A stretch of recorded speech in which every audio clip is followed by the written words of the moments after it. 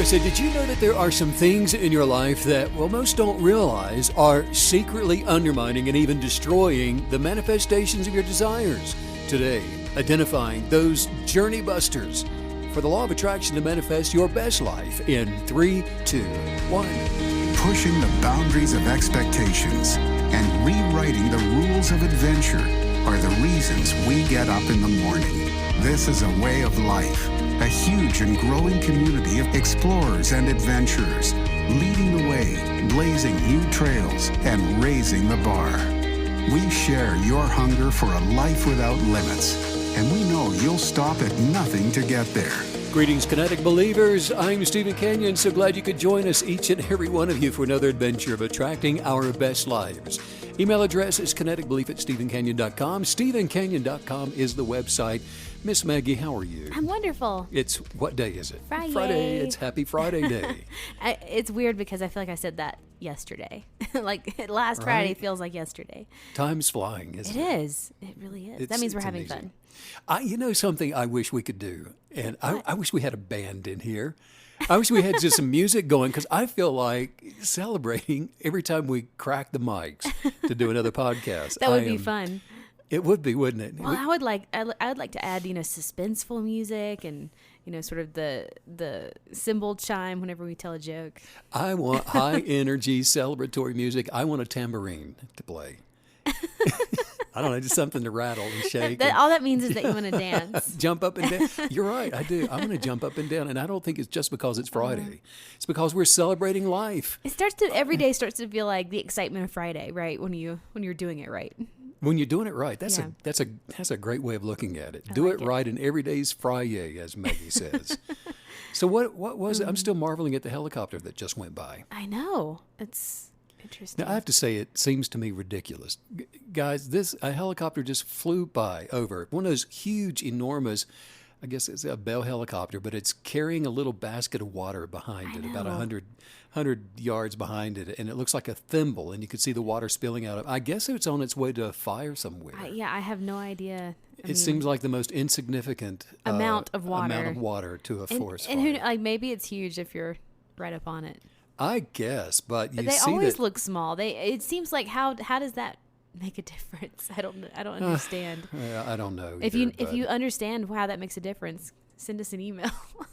Either way, I'm still celebrating. I want a tambourine, jump up and down. We're excited. Life is grand, isn't it? Yes. If you're KB creative, life is what you're making it. Yeah. It's what we're creating it to be. Kinetic Belief Live, talking about celebration, is right around the corner. Kinetic Belief Live? Oh, that's so exciting, isn't it? It is. Look, bring your questions. I know everybody listening is planning on showing up and attending Kinetic Belief Live. Bring your questions. We're going to talk about the transforming power of kinetic belief. And I feel like the thing I'm most excited about is feeling those energetics, feeling the energetics of everyone that's participating, knowing that we're all in that together, having that same mental goal, spiritual goal. I love that. It's so powerful. A couple of emails that we've already gotten, people are saying like, well, what kind of questions can I bring to the workshop? Yeah. No, start right now by asking yourself in advance, how do I continually align with abundance? Okay, that's a great one. A lot of people want to know that. Or a lot of people are about attracting better health, or you have good health, and I just want to, it could be losing weight. How do I do that for myself? I've been trying it for so long. Write those questions down. I want to powerfully attract wealth into my life, abundance, whatever it is. We are going to be working on the imagination of the lens for life, and going all the way back to all of our original genius of purpose. Yes. Zeroing in on everyone's very specific personal questions. I love, getting down into, like we always say, the nitty gritty of what everybody wants to know. Well, Meg, it's always when you and I get together in a room with some others in a 2-hour period of time, goes by like a buzzsaw of energy. That's so true. It's crazy. It's over in a blink, isn't it? Yes, it is. And that's coming up, which will be here speaking of blinks, in just a matter of a blink. Yes. So today we're talking about identifying journey busters. Ooh. Being aware of what it is that gets in the way of the journey. Makes me think of Ghostbusters. Well, let me just open this up with a question. Okay. So what do you desire most in your life? Oh, the usual. Love, good health, joy, happiness, prosperity, and of course you, my love. Oh my goodness. Oh my goodness. I'm blushing. But seriously, everybody's got something, right? Yeah. Usually more than one something that they yearn for and that they dream about or deeply desire. Most of those desires deal with financial prosperity and health and family and just an all-around abundantly successful life. Yet for most people, most of those desires, they go unfulfilled. Well, why is that? You may already know the basics of how kinetic belief works. So you've been believing and speaking right words because we know that words in the natural realm are actually things. You've been putting action with your expectations. You've been moving toward what you're expecting to attract in your life. And you're meditating on a profound change in perspective to always celebrate the diversity of other people's ideas. You're celebrating their expectations. You're celebrating the life that you're living. You've got the proverbial tambourine on the seat beside of you as you're driving off to work in the morning. And you're unconditionally loving yourself and you're loving all others. Yes. And those are the basics to kinetic belief that we begin our manifesting journey with, aren't they? I mean, That's how we move toward exactly what we're expecting to attract into our lives. I got to say, Steve, like one of the things that you're always teaching that's helped me a lot anyways is it's the ability that we have to change that perspective regarding what we expect to manifest, to show up into our lives through meditative journaling. Yeah, so we all get that going, all of these things in the right direction. We're working our kinetic beliefs. We're KB creatives, and now here's a journey buster that shows up. If we've been pursuing each of our desires, which requires the energetics of a continual pursuit, and we still don't have what we desire most, it's still not, showing up in our life. We don't see it anywhere. We might be wondering, well, what am I missing? Right. What am I doing wrong? Why don't I already have what I desire most? I'm ready to make a change and turn things around, Stephen and Megan. Why am I not seeing this in my life? Look, if something is still missing, then your kinetic beliefs are not your only source. There's still negative dynamics that you're relenting to in your life. Look, the source for all things is totally, completely, 100% located within the creative substance of things hoped for. And those good things are positively sourced by the creator of all of life. In other words, if we don't have what we desire most showing up, it's time to ask some sobering questions. Like, who are you relying on to get you what you desire most? What are you relying on? That's a big one. Yeah, what are you imagining to be the source of your income, for example? Is it your existing connections in life? Is it the Rolodex on your desk? I mean, are you depending on your government? In other words, who or what do you imagine to be your source? Now, wait a minute before you answer. Because it's easy to say that the universe or that our creator is my source. But if we suddenly find ourselves out of a job, we find out who our source is by the way that we respond to that. For example, if you go into work and they give you the pink slip and say, we don't need you anymore, and if you begin to panic and you become fearful, then you know that you've made your job or your employment your source. If you're afraid of losing your job, or if you're quick to search the internet or to even ask some friends for solutions to your relationships or things about your health problems, then the expectations of our creative kinetic belief is not our source. And please don't misunderstand me. I am not saying that the creative power of kinetic belief doesn't rearrange circumstances to open unexpected channels to advance us and to grow us and to assist us and promote us and bless us and all of those things. But if we're not looking within to put a final demand on what we desire as an open demonstration of loving our Creator, of loving ourselves and loving other people, then our authority to attract and manifest, to rearrange the universe around us, our authority has not yet become our final authority.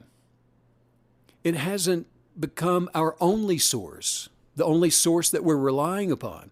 And if this is the case, then our desire, our manifesting hope for changing our lives is still in the wrong place. This is the only way that the law of attraction works. So I want to make sure I completely understand what you're telling us today. So you're saying that if we're not looking within ourselves to determine who we are, what we desire, what we want, all of those things, then we are still being tripped up by journey busters. Yeah, exactly. It's when we fully trust in our manifesting authority that the universe is going to deliver the desires of our heart. Another journey buster, Meg, that comes up so often is many just don't imagine beyond the possible. Wow. Yeah. You know, we've all heard the age-old saying, whatever can be imagined can be achieved. Well, now that's a true statement, but why is that a true statement? In quantum theory mechanics, thought forms cannot exist in a universe where those forms are impossible. In other words, you cannot imagine something that's not possible. Imaginations are things. Thoughts are things that are possible in this realm, in your reality. So the constructs of this reality is this, that all things are possible to any person who kinetically believes. All things are possible toward those whose belief for such things continue and does not waver within the energetics of grateful expectations for those things to be able to manifest into your life. Wow. I know you often talk to us about how it's our unwavering beliefs. It's when we aren't double-minded about something that we desire that works the law of attraction. What does it mean to actually be double-minded? Okay, well, let me answer your question with a question. Touche. I'm going to let me off the hook. Right? It's Friday. It's fine. Do the things that you desire most far exceed what seems possible? And to make it fair, here's a question I'm always asking myself. Okay, this is a question that every KB creative actually needs to be asking themselves, and that is this. Do I allow myself to kinetically believe for things outside of what my current salary is? Do I allow myself to imagine outside of my present circumstances? Do I allow myself to imagine my physical body as something that it's not yet already in appearance? Or do you look at your bank account to determine your wealth? Do you look out the window of your kitchen to imagine where you live? Do you look in the mirror to imagine what you look like? All good points. Because look, as long as we're living this way, then we have not yet made kinetic belief or the law of attraction to literally change our lives, our only source for life. We're still double-minded. Because there are natural limits to everything here on earth, but our creative means are limitless. There are no boundaries unless we imagine there to be boundaries. The key to overcoming those journey busters that we're talking about is we have got to discipline ourselves to stop trying to think about how our desires are going to happen. The evidence that our desires even exist is our kinetic belief. And a lot of people put a time limit on these things as well. They just don't have the patience to be able to endure. What if we're believing for something and 2 years pass, 5 years pass, 10 years come and go without that thing showing up? Yeah. Well, time is passing anyway, isn't it? I mean, we might as well identify journey busters and believe for something in the meantime and do it without wondering if it's actually going to even manifest. Time is passing, isn't it? Right. And kinetic belief, it requires time to get it done. And I guess what you're saying that time is actually, it's a friend to kinetic belief and not the enemy. They go hand in hand. Right. If we needed 10 minutes to catch a fish, but we're only willing to give it 4 minutes, would we ever be successful? No. We're hungry. Right. So... I have to say, this topic that you're hitting on right now, it's taking me back to how you began the podcast, talking about journaling, the power of journaling, because I immediately am going to that, because whenever I have my best mental, inspired, meditative breakthroughs, it's when I'm journaling, because I'm pausing. I'm taking a moment to construct by putting myself in a new situation, in the higher situation, in the better situation that I'm believing for. But I think you have to sort of slow down and regroup, and obviously journaling is the best way to do that. Because the journal becomes our lens for life. Yes. Not the kitchen window. Right. It's our journal. And look, here's another journey buster, and which is the negative energetics of thoughts of failure. And internalized thoughts of condemnation that will cause someone to doubt that they even deserve a better life than what they're presently experiencing. Right. If our Creator, the one who originally imagined all things, the bias behind creation before the Big Bang, if that desire for who we were meant to become ever thought to actually keep something from us, then it would have been our imagination for more that would have been withheld. We wouldn't have been created with the authority and dominion to be able to imagine, to be able to attract things, to become even more. Right. No, the universe only knows to equip our desires with the substance of what we believe we should have. And that just brings the reality of what we are experiencing full circle right back to the ownness of self, up to ourselves. In other words, we are not victims. We're not actually stuck. We're not unable. What we see around us right now was created by the words we've been speaking. And so what we see are the manifestations of what we have been believing. Change what we believe, and we'll change what we see. To the degree that, we advance our mind, body, and soul, it will always align with the degree of our sense of self-worth. Well, and I love that you made the connection that time is a friend to the kinetic believer, because I have to say, any time that I've been working to manifest something very specific into my life, and it does take longer than maybe I wanted it to, it's so easy to look back on that journey and see where I was brought up to the challenge. I was changed. I was matured. There were things that needed to manifest in me to meet that thing in that place at that time. And so, there's a lot going on. It's not just, I want $1 million. Oh, well, it's been a year. Now I get $1 million.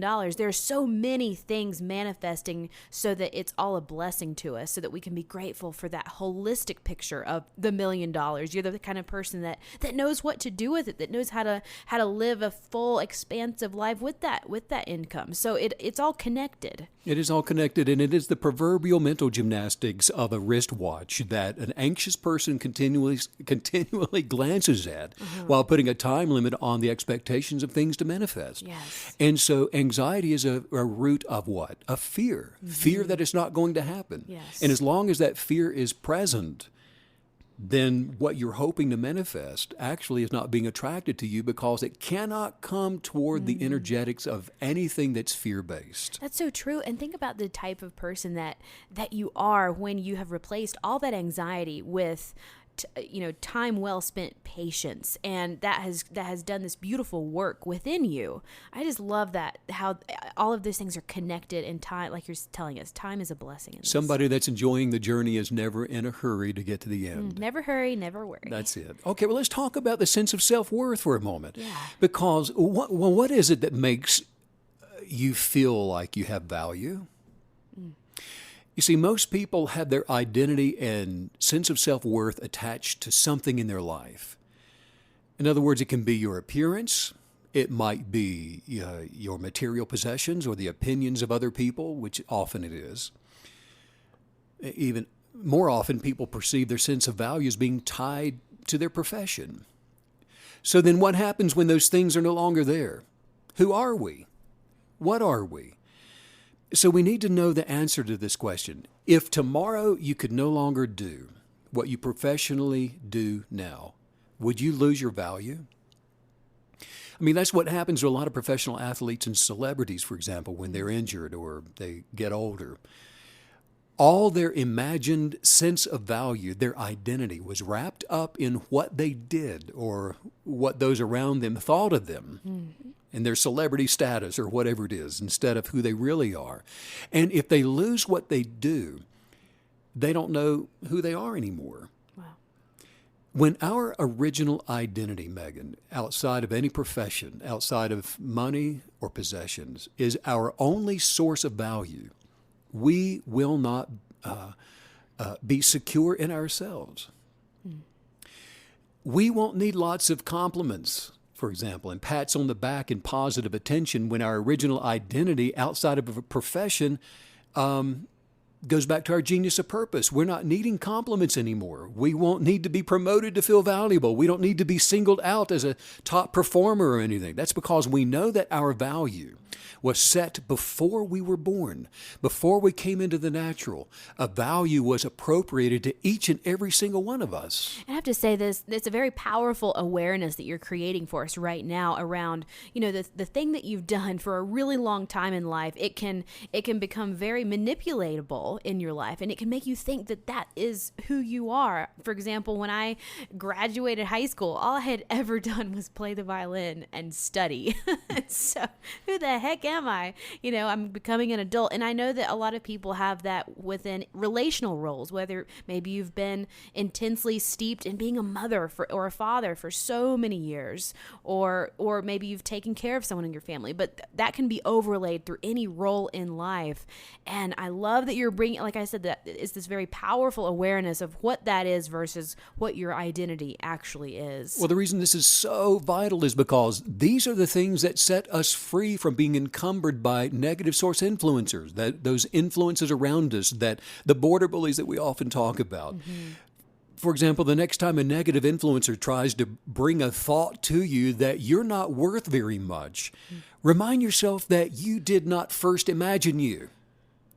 Okay? Remind yourself that the universe breathed life into your form and then went through all of the trouble to make sure that you would hear this today, this podcast, and to make certain that you would perceive yourself with the same priceless value that you were created with. Because I can only tell you so much. You have the ability to look within to know what I can't tell you. That the highest value that can ever be placed on anything in the universe was given as a gift to every single human being creative. Economies will change, professions change, but your value never changes. Let your God-given genius of purpose be your only source of value, and your soul will be prepared to receive exactly what it is that you desire most. Wow. Ralph Waldo Emerson said, "What lies behind us and what lies before us are just tiny matters compared to what lies within us." Yes. Well, you want to work on some guided thought forms? I do. Send us off I can into tell the you weekend. do. Got your tambourine? Let's start shaking. I love it. I'm shimmying. Say this out loud. Yeah. Say, I was created with a value of priceless substances. With a value of priceless substances. I am confident. I am confident. And strong in my self-worth. And strong in my self-worth. I am very secure. I'm very secure. With who I was created to be. With who I was created to be. I have very high opinion. I have a very high opinion of the journey set before me. Of the journey set before me. I value and honor my imaginations. I value and honor my imagination. My self-esteem. My self-esteem. Is what I use. It's what I use. To become even greater. To become even greater. I believe in my unique self. I believe in my unique self. I believe in my endless abilities. I believe in my endless abilities. I am in control of the life. I am in control of the life. That I will experience. That I will experience. I am happy. I'm happy. I'm full of joy. I'm full of joy. Good health. Good health. Prosperity. Prosperity. Joy. Joy. And happiness. And happiness. I am creating a beautiful life. I'm creating a beautiful life. For all to see. For all to see. That's it, though. That's for identifying journey busters. I think I've got it now. Wow, what a powerful podcast this has been today to send us off into the weekend. And if you want to learn more about the guided journal, the Kinetic Belief Live Workshop, the Genius of Purpose Workbook, all of the fabulous lifestyle tools available, you can go to StephenCanyon.com. Sending out love to all the KB creatives all over the world. Yes, love to all. Thanks as usual, Steve, for all the wisdom. Bye.